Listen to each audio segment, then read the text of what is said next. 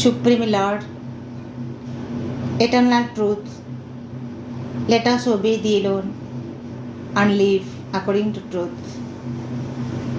हे परम प्रभु चिरंतन सत्य, आम्भेमाने केवल तुमरी आज्ञाबह होई उठू एवं सत्यर विधान को आश्रय करी जीवन धारण करूँ। परम प्रभु श्री अरविंद दिव्य जननी माँ, पूज्य रघु भाई, पूज्या रेणुका अपा एवं उपस्थित आम मातृ परिवार समस्त अपा भाई को प्रणाम।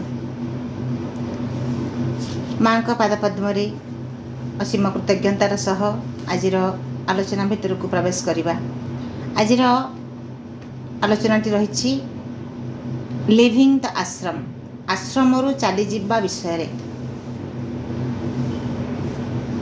या पूर्वर आम आलोचना करुले जे आश्रम को आसवा विषय, जो मैंने आश्रम को आसवा चाहूँगी माँ से क्यों प्रकार उत्तर प्रदान करथिले एवं जो मैंने आश्रम आसी पुणी आश्रम चली जावा चाहूँगी से संपर्क में कौन आलोचना कर आम से विषय आलोचना करवा।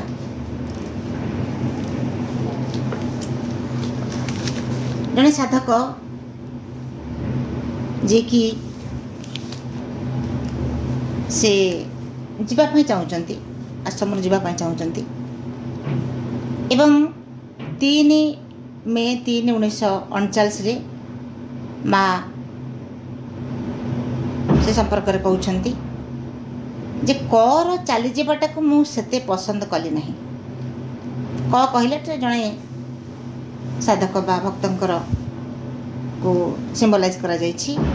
कर चली जावाटा को मुझे पसंद कली ना, मात्र तुमर चली जावा को मुझे संपूर्ण भाव नापसंद करुछि एवं तुमे जे कहीं निजर काम को छाड़ी से तार निज ग्राम को चली जावा इच्छा करुछि बोली तुमे निजर साधना को व्याहत एवं विपन्न करी पकाइब, मुझे कथा आदौ बुझीपार ना। एपरि एक निष्पत्ति ग्रहण करी तुमे निजर तथा निज आध्यात्मिक आकांक्षार आदौ कौन हित साधन करुछ बोली मु आदौ बुझीपार ना। तेणु मु आशा करुछि जे तुमे एही दृष्टि कथाटा को विचार करिब एवं निजर निष्पत्ति विषय आउ थरे भाबिब। जो भक्तों कथा साधक कथा माँ कहते जे जड़े क बोली जो साधक जदि सी जावाक चाहूँगी तांको जीवाटा को मुझे पसंद कली ना, ठीक अच्छे किंतु तुमे बा आउ जने कही जे कि जावाक चाहूँगी जे तुमे कहीं जावाक चाहूँच, सी तार गाँ को जावाक चाहूँगी, क नामक व्यक्ति सी गाँ को जावाक चाहूँगी, सी जदि जावाक चाहूँगी ठीक अच्छे किंतु सी जाऊँगी बोली ता देखा देखी तुमे जे आश्रम छाड़ी कर जीव ये कथाटा मु आदौ पसंद करना। माँ कहते ताद्वारा कौन हो तुमे जिते बड़े ता देखा देखी तुमे जावाक चाहूँच ताद्वारा तुमे निजर साधना को गोटे विपन्न कर पकाउछ एवं ये जो निष्पत्ति तुमे ग्रहण कर गाँ को जीवाई ताद्वारा कौन हो तुम जो आध्यात्मिक आकांक्षाटी रही तुमे तार कौन हित साधन करूना। तेणु माँ को अभय आश्रय चली जावाटा सत्य गोटे दुर्भाग्य नुह तो कौन।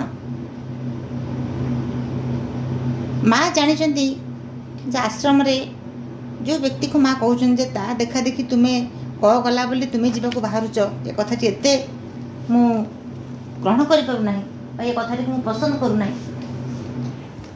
तेणु माँ जानुंट प्रकृत में कहाँपाई आश्रमटी साधनार क्षेत्र किए प्रकृत में तार आत्मार अन्वेषण आसी तार आध्यात्मिक आकांक्षाटी किपर केते गभीर भाव रही माँ से कथा जानती। तेणु माँ कहते जे तुम्हें ता देखा देखी जावाटा को मुझे आदौ पसंद करूना, बर तुम्हें ये कथा पर आउ थे विचार कर, आउ थे विचार कर, निजक आउ थे निष्पत्ति विषय आउ थे निज एनालिसिस कर प्रकृत में केते दूर तुम ठीक करुच केते दूर भूल करुच। किए कौन कहला वास्तव में ये जो योग साधनाटी ये कहार गोटे परस्पर मिलमिशि चल योग साधना करवा ये क्षेत्र ता नुहे, साधनाटी ता नुहे। समस्ते निज निज बाटर जी सांग होकर खेली पारिबा, सांग होकर बुली पारिबा, सांग होकर सुख दुख हो पारिबा, सांग होकर नाटक देखि जाई पारिबा, सांग होकर किछि करि पारिबा। ସାଙ୍ଗ ହେଇକି ବାଟ ଚାଲିପାରିବା, ସାଙ୍ଗ ହେଇକି କେଉଁଠିକି ଯାତ୍ରା କରିପାରିବା, କିନ୍ତୁ ସାଙ୍ଗ ହେଇକି ସାଧନା କରିବା ଏଇଟା ହେଉଛି ସମ୍ପୂର୍ଣ୍ଣ ଭାବରେ ଗୋଟିଏ ଭୁଲ କଥା। କାରଣ ସାଧନାଟା ସମ୍ପୂର୍ଣ୍ଣ ଭାବରେ ନିଜସ୍ୱ, ନିଜ ଧାରାରେ ନିଜେ କେମିତି ସାଧନା କରିବି, ମୁଁ କେମିତି ସାଧନା କରିବି, ସେ ଯଦି କରୁଛି ଯେଉଁ ପ୍ରକାର ମୁଁ ସେ ପ୍ରକାର କରିବି, ମୁଁ ଯାହା କରୁଛି ସେ ସେଭଳି କରିବ, ବା ଆମେ ସାଙ୍ଗ ହେଇକିରି ଗୋଟେ ସାଧନା କରିବା, ଏ କଥାଟି ନୁହେଁ। ଯିଏ ତା ଚେତନାରେ ଯେ ଯେଉଁଠି ରହିଛି ସେହି ଅନୁସାରେ ସେ ତା ଯାତ୍ରାଟି ଆରମ୍ଭ କରୁଛି। ତା ଯାତ୍ରାରେ ସେ ତା'ର ଯେଉଁ ଆଧ୍ୟାତ୍ମିକ ତୃଷାଟି ତା ଭିତରେ ରହିଛି, ସେ ଆଧ୍ୟାତ୍ମିକ ତୃଷା ଅନୁସାରେ ସେ ଯାତ୍ରା କରିବ। ତାର ଯେଉଁ ସ୍ପିରିଚୁଆଲ୍ ଜର୍ଣ୍ଣି, ଯେଉଁ ଆଧ୍ୟାତ୍ମିକ ଯାତ୍ରାଟି ରହିଛି, ତା ଯାତ୍ରା ପଥରେ ସେ ସମ୍ପୂର୍ଣ୍ଣ ଭାବରେ ସେ ଏକାକୀ ଯାତ୍ରା କରିବ। ସେଥିପାଇଁ ଆଉ କେହି ତା ସହିତ ଯୋଡ଼ି ହେଇକି ଚାଲିବେ ସେ କଥା ନୁହେଁ। ଏବଂ ଯଦି ସେ କଥାଟି ହେଇଥାନ୍ତା ତାହେଲେ ଯେଉଁ ଆଧ୍ୟାତ୍ମିକ ଯେଉଁମାନେ ଆମର ଗଲେ ଯାତ୍ରା କଲେ, ପାଣ୍ଡବ 5 ଭାଇ ଯେଉଁ ଯାତ୍ରା କରୁଥିଲେ ସଶରୀରେ ସ୍ୱର୍ଗକୁ, ସ୍ୱର୍ଗାରୋହଣ ପର୍ବରେ ଏ କଥାଟି ରହିଛି ମହାଭାରତର ଶେଷ ପର୍ବ। ସ୍ୱର୍ଗାରୋହଣ ପର୍ବରେ ଯେତେବେଳେ ପାଣ୍ଡବ 5 ଭାଇ ଯେତେବେଳେ ଯାତ୍ରା କରୁଛନ୍ତି, ଦ୍ରୌପଦୀ, କୁନ୍ତୀ ଏମାନେ ଯାତ୍ରା ଶେଷରେ ଯାତ୍ରା କରୁଛନ୍ତି ସ୍ୱର୍ଗକୁ, କାହିଁକି ସମସ୍ତେ ଜଣେ ଜଣେ କରି ବାଟରେ ମୃତ୍ୟୁମୁଖରେ ପଡ଼ୁଛନ୍ତି? କେବଳ ଶେଷରେ ଯାଇଛନ୍ତି ଯୁଧିଷ୍ଠିର ଏବଂ ତାଙ୍କ ସହିତ ଥିବା ଏକ ଶ୍ୱାନ। ଅର୍ଥାତ୍ ଏମାନେ ସାଙ୍ଗ ହେଇକିରି ସାରା ଜୀବନ ରହିଲେ, ସାଙ୍ଗ ହେଇକିରି ଗୁରୁକୁଳରେ ବିଦ୍ୟା ଗ୍ରହଣ କଲେ, ସାଙ୍ଗ ହେଇକିରି ବଣକୁ ଗଲେ, ସବୁ କଥା ତ ସାଙ୍ଗ ହେଇ କରିଛନ୍ତି। 5 ଭାଇ, ଦ୍ରୌପଦୀ, ମାତା କୁନ୍ତୀ ସମସ୍ତେ ସାଙ୍ଗ ହେଇକି ଜୀବନଟି ଅତିବାହିତ କରିଛନ୍ତି। କିନ୍ତୁ ଯେତେବେଳେ ସ୍ୱର୍ଗକୁ ଯାତ୍ରା ଯିବା ପାଇଁ ଯେତେବେଳେ ବର୍ତ୍ତମାନ ଆବଶ୍ୟକତା ପଡ଼ୁଛି, ସେତେବେଳେ କ'ଣ ପାଇଁ ଜଣେ କରି ବାଟରେ ରହିଯାଉଛନ୍ତି, ମୃତ୍ୟୁମୁଖରେ ପତିତ ହେଉଛନ୍ତି? ତାର ତ ଆଧ୍ୟାତ୍ମିକ ଯାତ୍ରାଟି କାହାକୁ ନେଇକରି ସାଙ୍ଗ ହେଇକି ଯିବା ଯାତ୍ରା ନୁହେଁ, ଏ ହେଉଛି ସମ୍ପୂର୍ଣ୍ଣ ଭାବରେ ନିଜସ୍ୱ ବ୍ୟକ୍ତିଗତ। ତେଣୁ ମାଆଙ୍କ ପାଖରେ, ମାଆଙ୍କର ଅଭୟ ଆଶ୍ରୟ ତଳେ ରହି ଜଣେ ଯଦି କହିବ ଯେ ମୁଁ ବର୍ତ୍ତମାନ ଆଶ୍ରମରେ ଆଉ ମୋତେ ଭଲ ଲାଗୁନି, ମୁଁ ଆଶ୍ରମରୁ ଯିବି, ବା ଯେକୌଣସି କାରଣ ପାଇଁ ହେଉ, ତା ପାଇଁ ସେଟା ଦୁର୍ଭାଗ୍ୟ ଛଡ଼ା ଆଉ କିଛି ନୁହେଁ। ଜଣେ ଗଙ୍ଗା କୂଳରେ ବସିକରି ଯଦି ତୃଷାରେ ଆତୁର ହେଉଥିବ, ଭୀଷଣ ତାକୁ ତୃଷା ଲାଗୁଛି, ପାଣି ପାଣି ବୋଲି ସେ ଚିତ୍କାର କରୁଛି, କିଏ ଟୁପେ ପାଣି ଦେଲେ ସେ ତା ତୃଷା ନିବାରଣ କରି ବଞ୍ଚି ଉଠିବ, କିନ୍ତୁ ବସିଛି ଗଙ୍ଗା କୂଳରେ, ଯିଏକି ମନ୍ଦାକିନୀ, ଯିଏକି ପବିତ୍ର ଗଙ୍ଗାର ଧାରା ପ୍ରବାହିତ ତାରି ପାଖରେ, ସେ ଗଙ୍ଗାର କୂଳରେ ବସିଛି, ଟିକିଏ ହାତ ବଢ଼େଇ ଦେଲେ ସେ ଗଙ୍ଗାର ସେ ସମଧୁର ଜଳକୁ ସେ ପାନ କରିକିରି ତା ତୃଷା ନିବାରଣ କରିବ। କିନ୍ତୁ ଗଙ୍ଗା କୂଳରେ ବସି ତୃଷାରେ ଆତୁର ହେଉଛି। ଜଣେ କଳ୍ପବଟ ବୃକ୍ଷ ମୂଳେ ବସିକରି କ୍ଷୁଧାରେ ଆତୁର ହେଉଛି। କଳ୍ପବଟ ଯିଏକି ଯାହା ବାଞ୍ଛା କରିବ, ଯାହା କାମନା କରିବ, ଯାହା ମାଗିବ କଳ୍ପବଟ ପୂରଣ କରିବ, ତାରି ମୂଳରେ ବସି, ତାରି ଗଛକୁ ଆଉଜିକିରି ଜଣେ ବସିକି ଯଦି ହା ଅନ୍ନ ଚିତ୍କାର କରୁଥିବ, ତାଠୁ ଭଳି କିଏ ସେ ଅଛି ଆଉ ଦୁର୍ଭାଗ୍ୟ। ତେଣୁ ମା ଯିଏକି ସେଇ ମାଙ୍କର ଅଭୟ ଆଶ୍ରୟ, ତାଙ୍କର ଅଭୟ ପଣତ କାନି କୋଡ଼ି ରଖିଛି ସମସ୍ତଙ୍କୁ, ଭୂମିରୁ ଭୂମା ପର୍ଯ୍ୟନ୍ତ ବ୍ୟାପ୍ତ। ଦିବ୍ୟ ଜନନୀ ମାଙ୍କର ସେ ପଣତ କାନି ଭୂମିରୁ ଭୂମା ଯାକେ, ଏ ଧୂଳି ମାଟି ଧରଣରୁ ମାଙ୍କର ସେଇ ପଣତ କାନିର ଅଭୟ ଆଶ୍ରୟଟି ସେଇ ଭୂମାକୁ ଆଚ୍ଛାଦନ କରୁଛି, ଯିଏକି ସମଗ୍ର ବିଶ୍ୱ ବ୍ରହ୍ମାଣ୍ଡ, କେତେ କେତେ ବିଶ୍ୱ ବ୍ରହ୍ମାଣ୍ଡ ରହିଛି, ସବୁ ବିଶ୍ୱ ବ୍ରହ୍ମାଣ୍ଡ ମାଙ୍କର ପଣତ ତଳେ ଆଶ୍ରୟ ନେଉଛନ୍ତି। ସେତେବେଳେ ମାଙ୍କ ପାଖରୁ ଚାଲିଯିବାଟା ଇଏ ଗୋଟେ ଦୁର୍ଭାଗ୍ୟର ପରିଚୟ ନୁହେଁ, ତାକୁ କ'ଣ? ତେଣୁ ମା ତାଙ୍କୁ କହୁଛନ୍ତି ଯେ ତୁମେ ଆଉ ଥରେ ବିଚାର କର। କାହାକୁ ତ ଜୋର କରି ମା କହିବି ନାଇଁ, ତୁମକୁ ରହିବାକୁ ପଡ଼ିବ, ତୁମକୁ ମୁଁ ବାଧ୍ୟ କରିକି ତୁମକୁ ମୁଁ କହୁଛି ତୁମ ଏଠି ରୁହ, ଏଭଳି କୌଣସି ତାଗିଦ ମା କରିବେ ନାହିଁ। ମା ସ୍ନେହରେ, ଶ୍ରଦ୍ଧାରେ, ମମତାରେ କହିବେ, ଯେ ବୁଝିଲା ବୁଝିଲା, ଯେ ନ ବୁଝିଲା ନାହିଁ। କାହାକୁ ବାଧ୍ୟ କରି, କାହାକୁ ମାଡ଼ ଗାଳି ଦେଇ, କାହାକୁ ଧମକ ଚମକ ଦେଇ ରଖିବାର ପ୍ରଶ୍ନ ଉଠୁନାହିଁ। ଆଧ୍ୟାତ୍ମିକ ମାର୍ଗ ତା ନୁହେଁ। ତାକୁ ବାଧ୍ୟ କରି ପଥକୁ ଅଣାଯାଇ ପାରିବ ନାହିଁ, ଜୋର କରି ଅଣାଯାଇ ପାରିବ ନାହିଁ। ନିଜର ଇଚ୍ଛାରେ, ନିଜର ଗୋଟେ ଆସ୍ଫୁରା ଜଣଙ୍କର ସେଇଭଳି ଭାବେ ରହିଲେ ସେଇ ବାଟରେ ଆସିବ। ତେବେ ଯାହା ହଉ ମା ଯେତେବେଳେ ତାଙ୍କୁ କହୁଛନ୍ତି ଯେ ତୁମେ ଆଉ ଥରେ ନିଷ୍ପତ୍ତି ବିଷୟରେ ତୁମେ ଆଉ ଥରେ ଭାବ, ତାପରେ ମା କହିଛନ୍ତି ଏଠାରୁ ଯିବା ସକାଶେ ଯେଉଁ ଯୁକ୍ତି ସବୁ ଦେଇଛି ସେଗୁଡ଼ିକ ଆଦୌ ସେତେ ଶକ୍ତିଶାଳୀ ନୁହେଁ।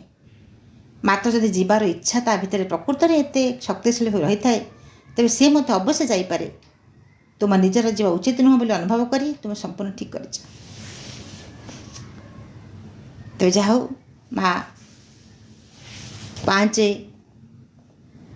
ମେ 1941 ଆଉ ଜଣେ ସାଧୁଙ୍କୁ କହୁଛନ୍ତି ଯେ ସେଇ ମଧ୍ୟ ସେମ୍ ଘଟଣା, ଆଉ ଜଣେ ବ୍ୟକ୍ତି ଯିବାକୁ ଚାହୁଁଛି। ମା କହୁଛନ୍ତି ଯେଉଁ ଯିବା ପାଇଁ ସେ ବ୍ୟକ୍ତିଟି ଯେଉଁ ଯୁକ୍ତି ସବୁ ଦେଇଛି ଯେ ମୋର ରହିବା ଦ୍ୱାରା ମୋର ଏଇ ଅସୁବିଧା ହେଉଛି ବା ମୋତେ ଗଲେ କ'ଣ କ'ଣ ସୁବିଧା ସବୁ ହେବ, କୌଣସି ପରିବାର ଭିତରେ ହୁଏତ କିଛି ସମସ୍ୟା ରହିଛି ମୋତେ ଯିବାକୁ ପଡ଼ିବ, କିଛି କିଛି ସେ ତା'ର ଯୁକ୍ତି ଦେଖେଇଛି। ମା କହୁଛନ୍ତି ସେ ଯୁକ୍ତିଟି ଏତେ ଶକ୍ତିଶାଳୀ ନୁହେଁ, କିନ୍ତୁ ଯଦି ସେ ଯାଉଛି ଯାଉ, କିନ୍ତୁ ତୁମେ ଯେତେବେଳେ ନ ଯିବା ପାଇଁ ଯେଉଁ ନିଷ୍ପତ୍ତିଟି ନେଇଛ ତାହା ତୁମେ ସମ୍ପୂର୍ଣ୍ଣ ଭାବରେ ଠିକ୍ କରିଛ। ଜଣେ ମାଙ୍କୁ ପଚାରୁଛନ୍ତି, ମା ଏପରି ମନେ ହେଉଛି ଯେ ଡକ୍ଟର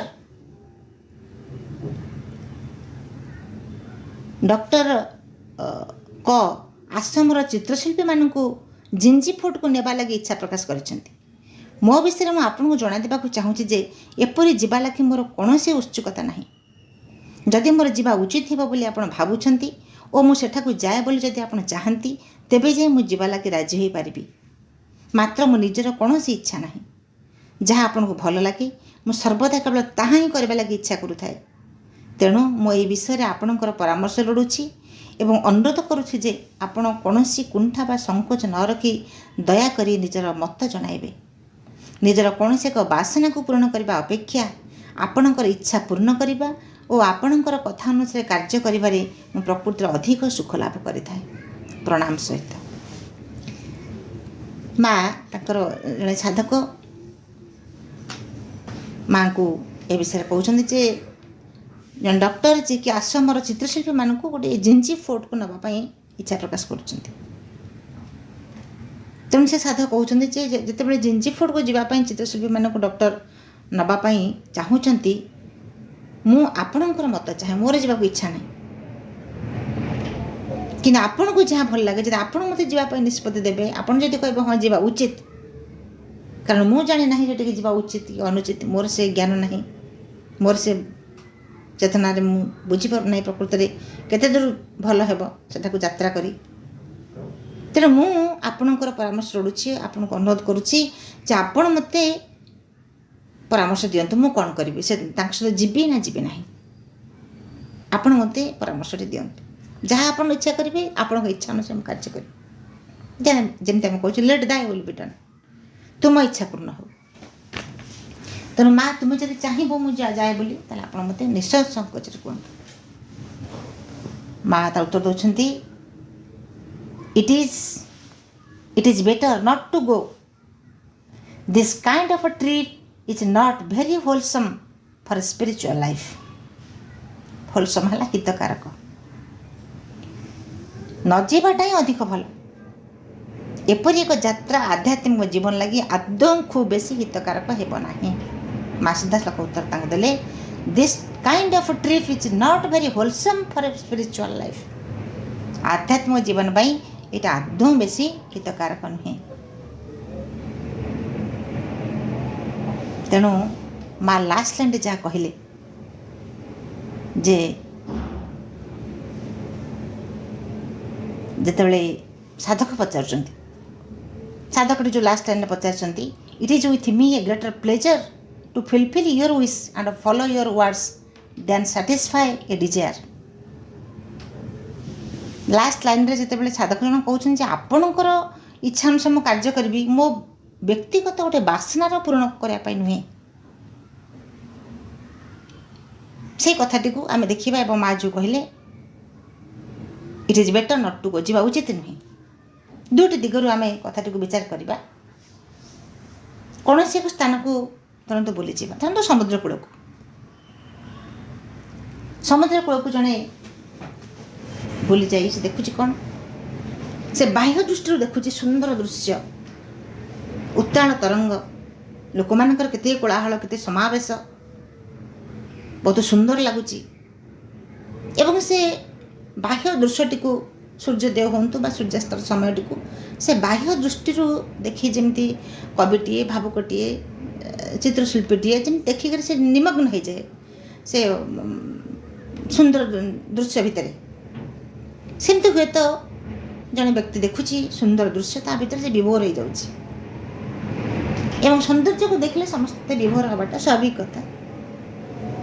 କିନ୍ତୁ ଆଉ ଜଣେ ସେ ଦେଖୁଛି ତାର ଆନ୍ତର୍ଦୃଷ୍ଟିରେ ଦେଖୁଛି, ସେ ଦେଖୁଛି ଅନନ୍ତ ଅସୀମ ସମୁଦ୍ର, ସେ ସୂର୍ଯ୍ୟୋଦୟ ବା ସୂର୍ଯ୍ୟାସ୍ତ, ସେ ଯେଉଁ ସୁନ୍ଦର ଦୃଶ୍ୟ, ସେ ଦୃଶ୍ୟ, ସେ ଲାଲିମା ଭିତରେ କିଏ ସେହି ଶିଳ୍ପୀ, କିଏ ସେହି ବିଶିଷ୍ଟ ବିନ୍ଧାଣୀ, କିଏ ସେହି ଶିଳ୍ପୀ ଯେ କେତେ ସୁନ୍ଦର ଅନନ୍ତ ଅସୀମ ସାଗରଟିଏ ସୃଷ୍ଟି କରିଛି। ଯେଉଁ ସୂର୍ଯ୍ୟୋଦୟ ଭିତରେ, ସେ ସୁନ୍ଦର ଲାଲିମା ଭିତରେ ସେ ଅନୁଭବ କରୁଛି ଗୋଟେ ପୁଲକ, ତା ଭିତରେ ଆସୁଛି ଗୋଟେ ଆନନ୍ଦ ଆସୁଛି, ଗୋଟେ ତା ଭିତରେ ଏକ ଶିହରଣ ଆସୁଛି। ଭଗବାନଙ୍କର ସେ ଅସ୍ତିତ୍ୱଟିକୁ ସେ ଯେମିତି ତା ଭିତରେ ସେ ଭିତରେ ଅନୁଭବ କରୁଛି। ଦୁଇ ଜଣ, ଜଣେ ହୁଏତ ତାର ସୁନ୍ଦର ଦୃଶ୍ୟକୁ ଦେଖି ସେ ବିମୁଗ୍ଧ ହୋଇ ଉଠୁଛି, ଆଉ କେହି ସେ ସୁନ୍ଦର ଦୃଶ୍ୟର ପଶ୍ଚାତରେ ଯେଉଁ ସତ୍ୟଟି ରହିଛି, ସେ ପଶ୍ଚାତରେ ଯେଉଁ ଶିଳ୍ପୀଟି ରହିଛି, ଫୁଲରେ କିଏ ଏତେ ରଙ୍ଗ ଦେଇଛି, ଫୁଲରେ କିଏ ଏତେ ବାସ୍ନା ଭରି ଦେଇଛି, ଯିଏ ସେ ବାସ୍ନା ଭରି ଦେଇଛି, ଯିଏ ସେ ରଙ୍ଗ ଭରି ଦେଇଛି, ଯିଏ ତ ଅନନ୍ତ ଅସୀମ ସମୁଦ୍ରକୁ ତିଆରି କରିଛି, ଯେ ସେ ସୂର୍ଯ୍ୟୋଦୟଙ୍କର ସୂର୍ଯ୍ୟାସ୍ତଙ୍କର ଲାଲିମା ଭିତରେ ପରିସ୍ଫୁଟ ହେଉଛନ୍ତି, ପ୍ରକାଶିତ ହେଉଛନ୍ତି, ନିଜକୁ ପ୍ରକାଶ କରୁଛନ୍ତି, ସେ ତାରି ଭିତରେ ହଜିଯାଉଛି। ହୁଏତ ଜଣେ ଯେତେବେଳେ ସେ ସୁନ୍ଦର ଦୃଶ୍ୟକୁ ଦେଖୁଛି, ତାର ମନେ ପଡ଼ୁଛି ତାର ଗୋଟେ ପ୍ରେମମୟ ଜୀବନର କଥା ସେ ହୁଏତ ଭାବି ଉଠୁଛି। ଗୋଟିଏ ଦିଗରେ ବାସନାର ପୂରଣ, ଅନ୍ୟ ଦିଗରେ ସତ୍ୟକୁ ଆବିଷ୍କାର। ଏଇଠି ଦୁଇଟି କଥା ରହିଛି। ଜଣେ ଦେଖୁଛି ତାର ବାସନାର ପୂର୍ଣ୍ଣ ହେଉଛି, ଆଉ ଜଣେ ଦେଖୁଛି ସେ ସତ୍ୟକୁ ଆବିଷ୍କାର କରୁଛି। ଯାହା ସେ ତା ଆଗରେ ଦେଖୁଛି, ତାର ପଶ୍ଚାତରେ ଯେଉଁ ସତ୍ୟଟି ଅଛି। ଗୋଟେ ସୁନ୍ଦର କବିତାଟେ ଥିଲା, ଆମ କ୍ଲାସ୍ରେ ପଢ଼ା ହେଉଥିଲା, ଯେ ଗୋଟେ ପାହାଡ଼ଟେ ଦେଖିବା ପାଇଁ କେତେ କଠିନ ଆବରଣ ତା ଭିତରେ, କିନ୍ତୁ ସେ କଠିନତା ଭିତରେ ସତ୍ୟଟି କ'ଣ, ତାର ପଶ୍ଚାତରେ କିଏ ରହିଛି, ତାକୁ ଜଣେ ଆବିଷ୍କାର କରିବା ଉଚିତ। ସେ କଠିନତାକୁ ଦେଖିକିରି ଜଣେ କହିବ, ହୋ କି କେତେ କଠିନ, କେତେ କଠୋର, କେତେ ଆବଡ଼ା ଖାବଡ଼ା, କି ଅସୁନ୍ଦର। ଦୂରରୁ ସୁନ୍ଦର ଲାଗୁଛି ପର୍ବତଟି, ଦୂର ପର୍ବତ ସୁନ୍ଦର ବୋଲି କଥାଟି ରହିଛି। ଶ୍ୟାମଳୀ ମାରେ, ସବୁଜିମାରେ ସୁନ୍ଦର ଲାଗୁଛି, ପାଖକୁ ଗଲେ ଆମେ ଲାଗୁଛି ଯେ ହେ କେତେ ଆବଡ଼ା ଖାବଡ଼ା ହେଇଛି ପାହାଡ଼ଟି। କିନ୍ତୁ ତାର ପଶ୍ଚାତରେ ଯେଉଁ ସତ୍ୟଟି ରହିଛି, ପ୍ରକୃତ ଯେ ସତ୍ୟାନୁସନ୍ଧାନୀ, ସେ ସେଇ ସତ୍ୟଟିକୁ ଖୋଜେ। ପଶ୍ଚାତରେ କିଏ ଅଛି? ଧୂଳିଟିର ଯେମିତି ଏକ ମହାନ ଭୂମିକା ରହିଛି, ପାହାଡ଼ଟିର ସେମିତି ମହାନ ଭୂମିକା ରହିଛି। ସେ କଥାଟିକୁ ସେ ଆବିଷ୍କାର କରିବ। ତେଣୁ ସେ ସାଧକ କହୁଛନ୍ତି ଯେ ବାସନାର ପୂରଣ ପାଇଁ ମୁଁ ଯିବାକୁ ଚାହୁଁନାହିଁ, ମୁଁ ଯିବାକୁ ଚାହୁଁଛି କ'ଣ ପାଇଁ? ଆପଣ ଯଦି ଚାହିଁବେ, ସେଠି ଯିବା ପାଇଁ, ତାହେଲେ ମୁଁ ଯିବି। ତାପରେ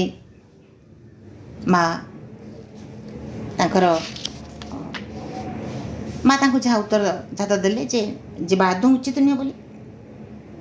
ତେଣୁ ପ୍ରକୃତରେ ଆମେ ଯେତେବେଳେ କୌଣସି ଗୋଟେ ସ୍ଥାନକୁ ଯାଉଛେ, ପିକନିକ୍ଟେ ଧରନ୍ତୁ, ଗୋଟେ ପିକନିକ୍ କଥା, ପିକନିକ୍ ମାସରେ ପିକନିକ୍ କରିବାକୁ ସବୁ ଆମେ ଯାଉ। ସେ ପିକନିକ୍ଟା କରିବାର ସେ ଯେଉଁ ପରିବେଶଟି ଦେଖିଲେ କେତେ ଭୟାବହ ପରିବେଶ, କିଭଳି ଭାବରେ ଗୋଟେ ଏତେ ବିକୃତ ଲାଗେ। ନାଚ ଗୀତ କ'ଣ ସବୁ ସେଠି ଚାଲିଥାଏ। ପ୍ରକୃତରେ ଗୋଟେ ବାସନାର ପୂରଣ ପାଇଁ ଲୋକମାନେ ଯାଆନ୍ତି, କେବଳ ବାସନାର ପୂରଣ, ଗୋଟେ ଆନନ୍ଦ, ଗୋଟେ ଖୁସି। କିନ୍ତୁ ପ୍ରକୃତିରେ ପିକନିକ୍ର, ବଣଭୋଜିର ଉଦ୍ଦେଶ୍ୟଟି ସମ୍ପୂର୍ଣ୍ଣ ଭାବରେ ଭିନ୍ନ। ସେ ପ୍ରକୃତିର କୋଳ ଭିତରେ ଯାଇ ପ୍ରକୃତିକୁ ଦେଖିବା, ଗୋଟେ ପରସ୍ପର ଭିତରେ ଗୋଟେ ସ୍ନେହ ଶ୍ରଦ୍ଧାକୁ ବାଣ୍ଟିବା, ଏକାଠି ହେବା, ସ୍ନେହ ଶ୍ରଦ୍ଧାରେ ସମସ୍ତେ ଭଲ ପାଇବା,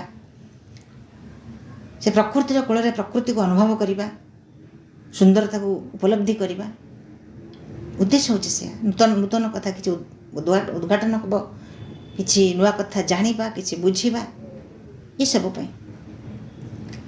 तेज जा पुणी माँ कहते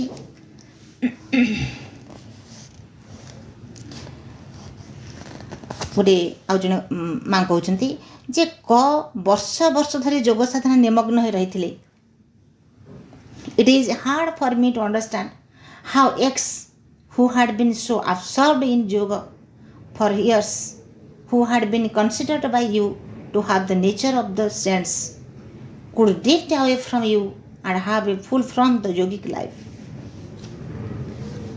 वर्ष वर्ष धरी योग साधना निमग्न होकर रही एक सन्थ सदृश स्वभाव अच्छी बोली आपण विचार भी करुले जड़े व्यक्ति किपर आपण दूर को चलीगले और योगयुक्त जीवन तल को खसी आसिले से कथा बुझा मो लगे प्रकृति कष्टकर हो साधक कहते जे जी जड़े योगयुक्त जीवन यापन करुले जहाँ कि आप जड़े प्रकृत जड़े योगी बोली आप विचार करुले से केमती से योग साधन एत तल खसीगले से कथा मो बड़ा कष्ट लगुच मत बुझापी मत कष्टकर मन हो माँ कहते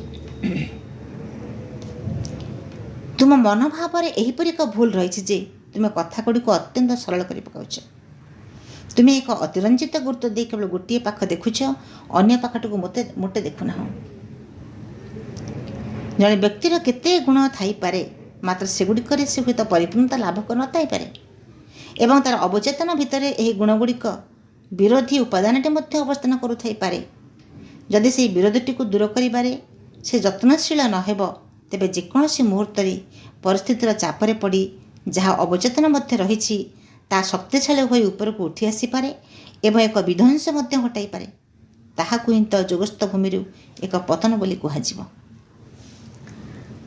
जड़े जे कि वर्ष वर्ष धरी आश्रम थिले एवं तांको भितर गोटे योगिक लाइफ जोग पाई तांको भितर जो गोटे आस्पुराटी थिला हठात केमती तांको भितर गोटे पतनटी आरंभ है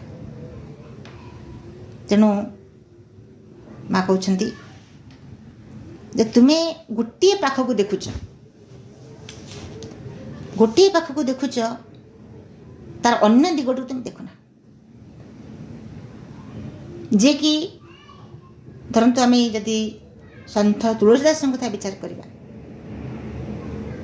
जे कि प्रभु श्री रामचंद्र परम भक्त थिले कि विवाह करने पर रत्नावली जो विवाह कर हठात भितर आकर्षण बेसी बढ़ुची रत्नावली प्रति आकर्षण रत्नावली प्रति बढ़ुची एवं आकर्षण कमी आसूची क्या प्रति प्रभु श्री रामचंद्र प्रति एवं तापर जहाँ पुणी परवर्ती समय ये आम आध्यात्म पतन बोले जदि कहवा कि परवर्ती समय पुणी रत्नावली से version Ratnavali was the key turning point that guided Tulsidas towards his spiritual journey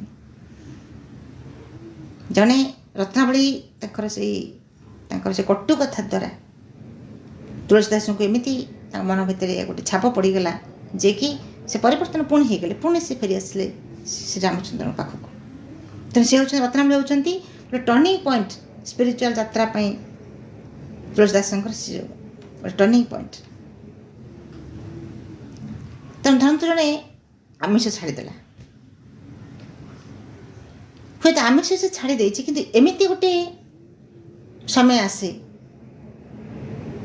जितेबाला से ता भितर से गोटे रही से चापी रही से लोभटी से भावु था मुझे पूरा आमिष छाड़ दे पूरा एकदम गोटे योगिक लाइफ बंचुची हठात गोटे एमती समय आसे ता भीतर जो शक्तिशाली जो थाए से इच्छाटी एत प्रबल भाव शक्तिशाली हो उठे एवं शक्तिशाली होकर से विध्वंस घटाए अर्थात ता भीतर जो संकल्पटी थाए से संकल्पटी को संपूर्ण भाव से ध्वंस कर दिए और संकल्पटी के ध्वंस हो पारे ना संकल्पटी जब दृढ़ थी से केवे ध्वंस हेनी संकल्पटी जदि टलमटल होता अचिरे भांगी पड़े उछड़ी पड़ फॉल फ्रॉम द योग ये आम तो कहवा जे ये एक जोगस्थ भूमि गोटे पतन